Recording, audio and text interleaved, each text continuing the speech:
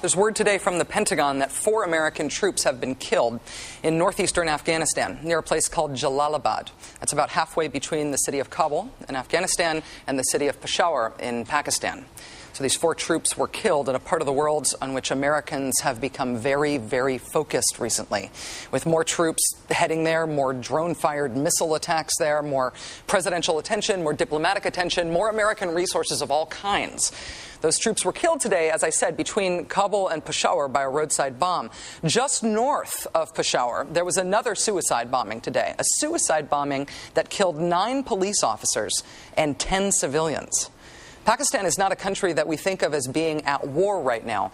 But, you know, more people were killed in suicide bombings in Pakistan last year than were in Iraq. Even as we think of suicide bombings as the hallmark of al-Qaeda, and we think of Pakistan and Afghanistan as the home base for al-Qaeda, 3 years ago, there were a grand total of 6 suicide bombings in all of Pakistan for the entire year. Now they're happening on average every few days. Pakistan has 170 million people. It's the world's second largest Muslim nation. It is where the Taliban movement is essentially headquartered now. It is suffering from a massive economic crisis that started even before the global downturn. It, of course, has nuclear weapons. And it's where most armchair extremistologists think that Osama bin Laden lives. When the 9/11 attacks happened, there was precisely one major internationally available work of reporting and scholarship about the Taliban. It was a book, conveniently enough, called Taliban. It became a #1 New York Times bestseller. It was written by the Pakistani journalist Ahmed Rashid, who lives in Lahore. He has since been sentenced to death in absentia by the Taliban in Pakistan. His next book is called Descent into Chaos, the U.S. and the Disaster in Pakistan, Afghanistan, and Central Asia. It's now out in paperback. Mr. Rashid, I am a great admirer of your work. Thank you so much for coming in. Great pleasure. Thank you. You have described Pakistan as being on a steep, steady slide into chaos. How does that mean that things have changed, specifically in a city like Lahore where you live, or in a city like Peshawar? Well, Lahore is very far away from the tribal areas where the Taliban live, but we've had 3 major suicide attacks in the last 1 month. People are very, very scared. In now towns around Lahore, you've got people coming up to women and telling them to cover up. You've got demands that co-education should end. So that kind of Taliban movement is now reaching Punjab. That is the heartland of Pakistan, where 60% of the population live. So it's moving out of the mountains, out of the tribal areas, out of northern Pakistan, now into central Pakistan. Does it mean, when you describe changes like that, does it mean that extremists, people who I'd consider to be extremists, have a wider reach than they otherwise had, but there's the same number of them? Or does it mean that there are a lot more people ascribing to extremist ideology and beliefs? Well, you know, there was a very large extremist movement that was sponsored by the army in the 80s and 90s, first to support the Taliban regime in Afghanistan, and then to fight the wars in Kashmir against India.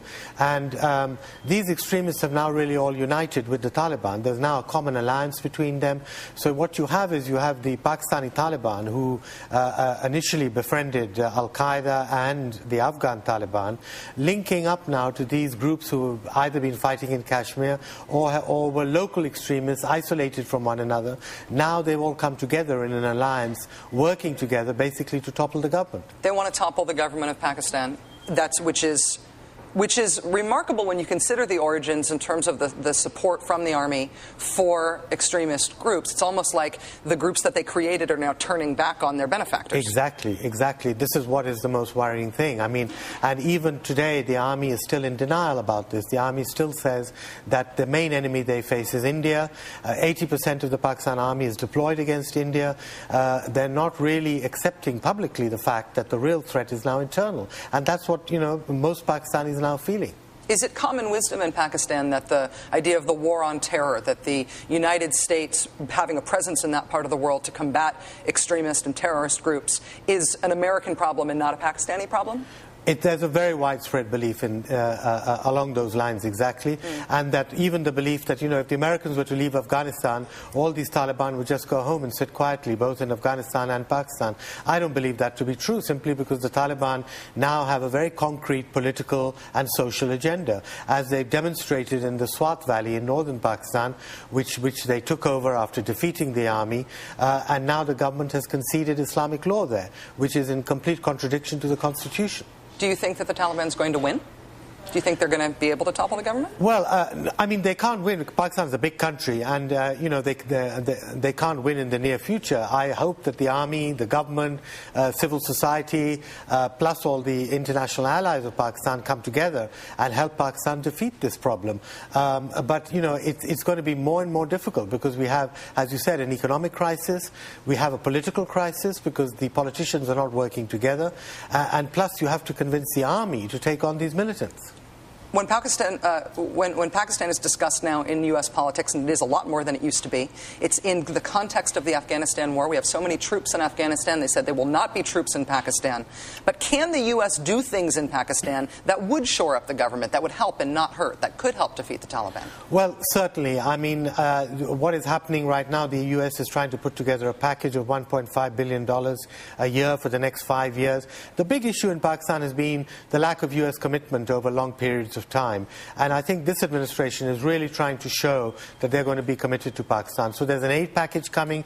There are attempts by Richard Holbrooke, the special envoy for Afghanistan, Pakistan, to try and patch up the political differences in the country. There are attempts by the U.S. military, the chairman of the Joint Chiefs, Admiral Mullen, who was just over there just now, trying to convince the Pakistan military to take on the extremists and to accept a training possibly in counterinsurgency.